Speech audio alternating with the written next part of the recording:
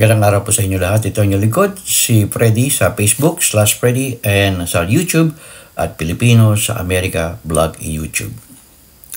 Yan po ang aking channel. Paki-subscribe lang po.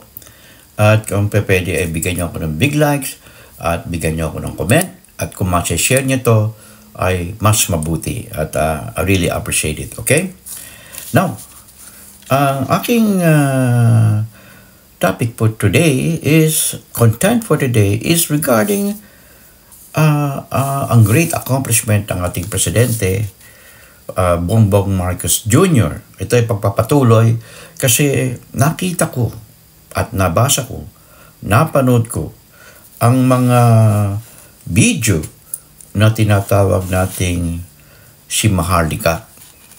Medyo nagiging popular na tong babaeng ito no? Puro paninira ang kanyang ginagawa sa ating Pangulong Bongbong Marcos Jr. Walang respeto, walang modo, walang manners. Okay? Itong babaeng ito nandyan sa California. Ako ay narito sa Texas. Okay? Ngayon, pinipilit niyang lasunin ang kaisipan nyo dyan sa Pilipinas at maging dito sa Amerika. Tungkol sa ginagawang pagpupursige ng ating Pangulo. At ginagamit niya ang tinatawag na pangalan Kuting Marcos. Kuting? Isipin naman nyo, ito ay panglalait at it is degrading to a President of the Republic of the Philippines, the Chief Executive and the Commander-in-Chief of the Armed Forces of the Philippines. Kung may pinag-aralan itong babaeng ito, hindi niya address ang ating Pangulo ng kuting. Mag-comment ho kayo. Lalo na yung mga solid north.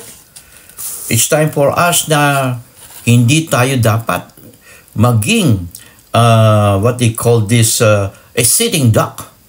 A sitting duck na we will just accept all those criticism coming from this disgraced Filipino here in America, as well as there in the Philippines.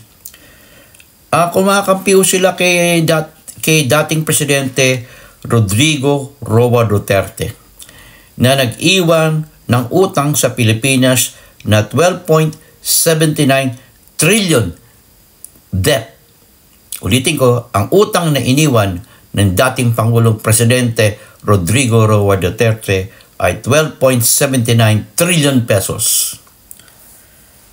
Nakalulungkot, Pero ang balita ko ngayon ay nakababayad na tayo ng utang dahil sa pagpupursigi ni Pangulong Bongbong Marcos Jr. Ikot siya ng ikot.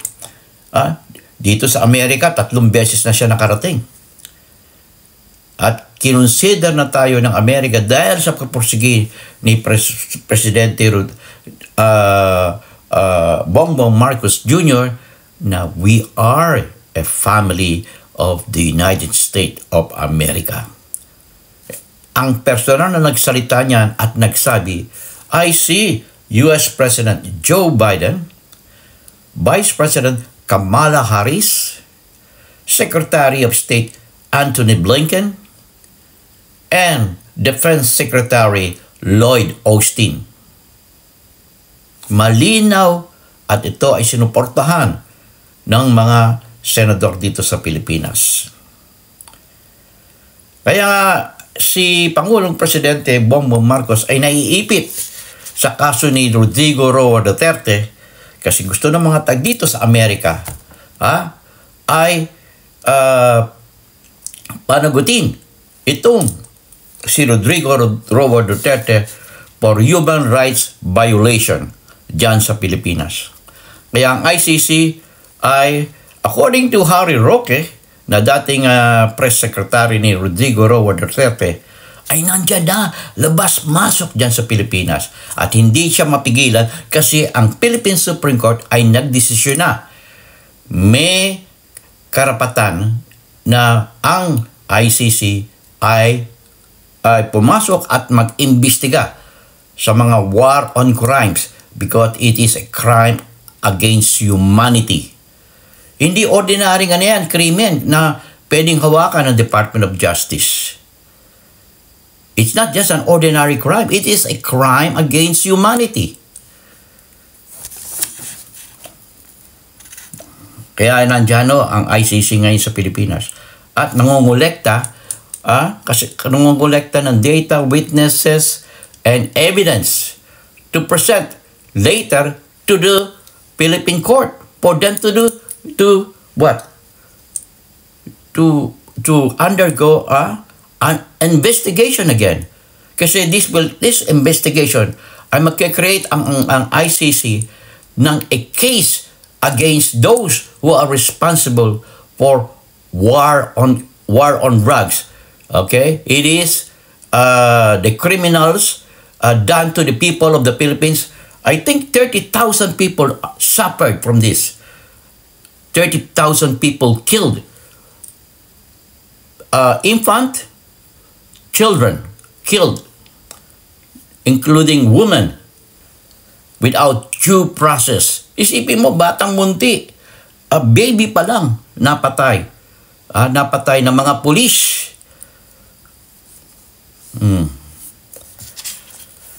At ito ang pinagtatanggol ni Maharlika. Ewan ko kung ano nangyari, bakit tinawag niyang kuting si Presidente Bongbong Marcos Jr. Kung tawagin kuya siya ng masamang title, Maharlika, kung tawagin kita ng masamang title, ano gagawin mo? Maaaring demanda mo ako. Ikaw ay pwedeng idemanda ng Pangulong Bongbong Marcos Jr. dito and you can be convicted. Remember that. Meron tayong extradition treaty with the United States here in America. Dapat mo malaman yan. You should remember that. Huwag kang magkanlong dahil narito ka sa Amerika. Gamitin mo ang due process. You are here in America. Kung ikaw ay nagkasala, ibabalikan ng Amerika sa Pilipinas upang doon ka litisin sa ginagawa mong paninira. Nag-aaral ka ba? Nag-aaral ka ba dito sa Amerika? At ang mga ginagawa nyo dahil walang sumasalungat sa inyo ay tuloy-tuloy kayo sa pangunguna ni Rodrigo Roa Duterte. Yan ang ina-idol nyo. At ginagamit yung pato na pulboronic na sinasabi ni Rodrigo Roa Duterte. Ang mga binibigay niyong terminology sa ating Pangulo ay nakasisira sa Pilipinas at sa mga Pilipino. Maski dito sa Amerika. Nakakaya itong ginagawa mo. Maharlika. Nakakaya.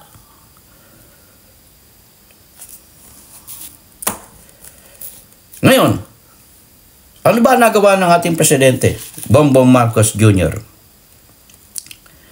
Ang nagawa ng ating Presidente, Bongbong Marcos Jr. ay, sasabihin ko sa inyo mga kabayan, dyan sa Pilipinas at maging dito sa Amerika, upang malinawan nyo kung anong bata ang nagawa ng ating Presidente simula nang siya'y umupo last year.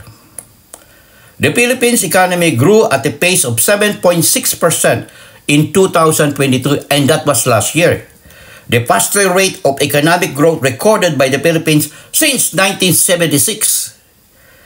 The rapid pace of economic expansion was driven by strong growth in household consumption as well as gross capital formation. Malakas tayong gumastos. Pag malakas gumastos sa mga Pilipino, ang economy ay lumalago. Sasabihin ko sa inyo bakit. Nagpadala ako ng pera. Gumastos yung pinadalang ko ng pera. Bumili yan sa tindahan sa sari-sari store. Nagbayad yan ng utang sa bangko. Namili yan sa mga mall. Nagbabayad lahat yan ng tax. At ano nangyayari? Ang lahat ng agency ng gobyerno ay kumikita. At yan ay binabalik ng gobyerno sa inyong mga Pilipino sa pamamagitan ng katulad ng Department of Social Services. Binibigay sa mga tao nangangailangan sa mga ospital.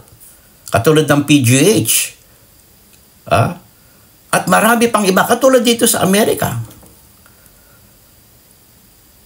lahat kailangan magbayad ng tax. Dito nga, pag may utang ka sa gobyerno, sa IRS, you gotta ask for a lawyer to help you. Kasi may mga pagkakataon na hindi natin alam ang mga technique on how to solve a resolution. At kailangan natin magtulungan. Yan. Kaya tayo ay one of the fastest growing economy now in the world. Not only in Asia, in the world, through the effort of President Bongbong Marcos Jr. Kasi nagkaroon tayo ng magandang relationship sa ating mga kapitbahay at maging dito sa Amerika. Ang economic growth natin ay nagpatunay na ang ating gross domestic product tumaas ng 5.9% year over year. That was only last year at hanggang ngayon, 5.9% ang tinaas ng ating economic growth.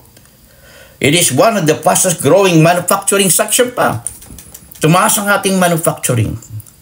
A time will come that we are going to export this to other countries, most especially here in America, naiiwan tayo. At sa pamamagitan ni Pangulong Bongbong Marcos Jr. na tinawag tayo ni Presidente Joe Biden na we are a family of the United States of America. Okay? At yung mga ginagawa ni Maharlika na nagbibintang without, just, ang tatawag doon hearsaying, hearing, o marites. Pinalalaki niya upang lumaki ang kanyang channel. Mag-isip-isip na kayo sa mga sumusuporta kay Maharlika. Ano ba importante sa inyo?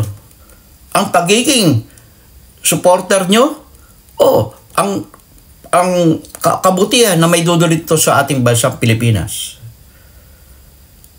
Ang Amerika sumusuporta sa Pilipinas mula sa presidente hanggang sa different agency, cabinet ni Presidente Joe Biden, maging ang Senado, maging ang Kongreso ay sumusuporta sa Pilipinas. Kaya nga nandyan sa Pilipinas ang ilang siyam na military camps dyan sa Pilipinas ng Amerika.